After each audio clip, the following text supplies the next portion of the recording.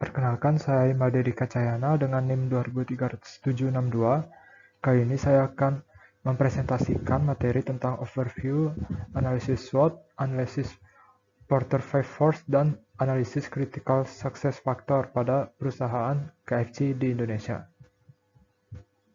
Baik, yang pertama overview perusahaan.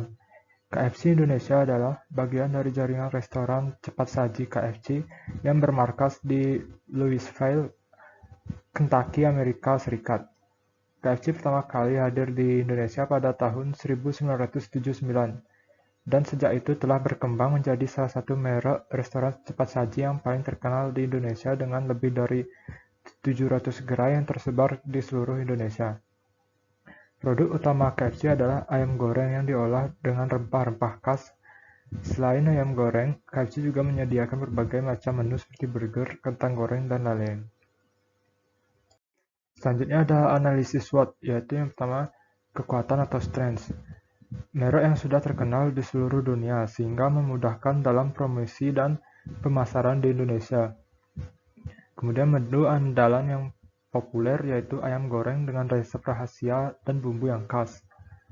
Kualitas makanan yang terjamin dan memenuhi standar internasional. Kemitraan dengan pihak-pihak strategis seperti pengembang properti dan franchise lokal yang kuat dan berpengalaman.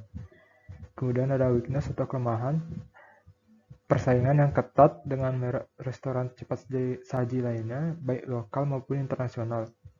Harga produk yang relatif mahal dibandingkan merek restoran cepat saji lainnya, sehingga bisa menjadi hambatan bagi konsumen yang memiliki budget terbatas. Terbatasnya variasi menu di Indonesia dibandingkan negara lain. Kemudian ada peluang atau opportunities. Pertumbuhan pasar restoran cepat saji yang terus meningkat di Indonesia, terutama di kalangan masyarakat yang sibuk dan membutuhkan makanan yang cepat saji. Potensi yang untuk memperluas pasar dengan menawarkan menu lokal yang sesuai dengan selera masyarakat Indonesianya.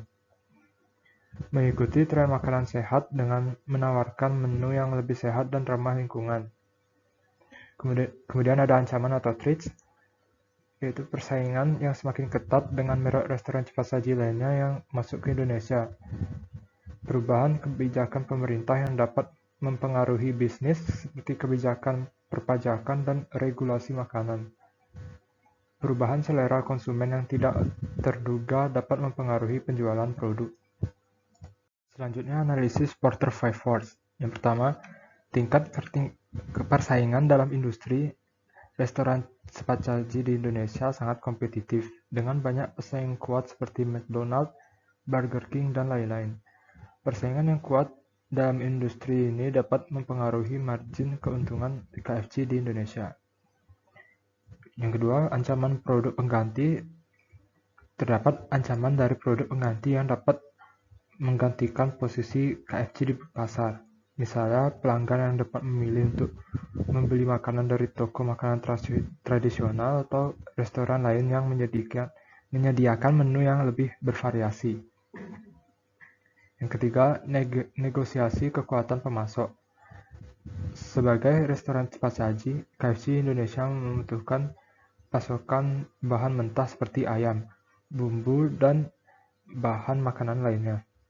Kekuatan pemasok dapat mempengaruhi harga dan kualitas bahan mentah, dan KFC Indonesia bergantung pada kemampuan untuk mendapatkan pasokan yang stabil dan berkualitas tinggi dengan harga yang terjangkau. Yang keempat, negosiasi kekuatan pembeli.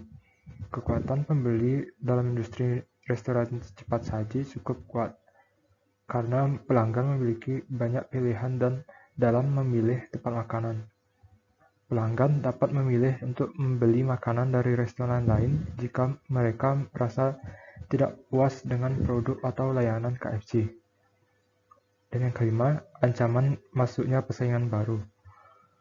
Meskipun KFC Indonesia telah lama hadir di Indonesia dan memiliki pangsa pasar yang kuat, masih ada ancaman dari pesaing baru yang dapat memasuki pasar restoran cepat saji.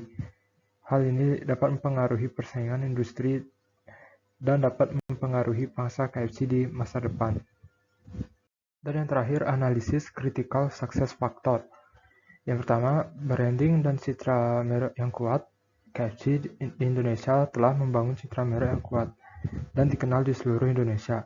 Mereka harus terus mempertahankan dan meningkatkan citra merek mereka melalui kampanye pemasaran yang efektif dan menciptakan pengalaman pelanggan yang positif.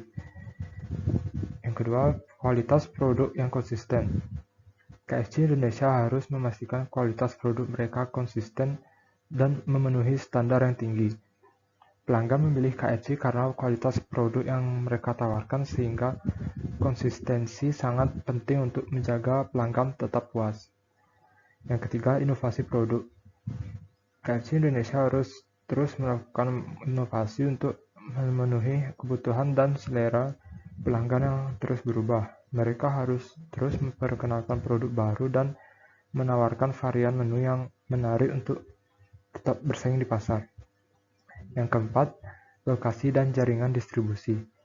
KFC Indonesia harus memilih lokasi yang strategis dan memperluas jaringan distribusi mereka agar mudah diakses oleh pelanggan.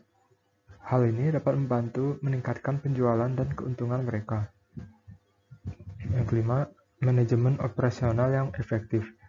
KFC Indonesia harus memastikan manajemen operasional mereka efektif dan efisien untuk menghindari kelebihan biaya dan memaksimalkan keuntungan mereka.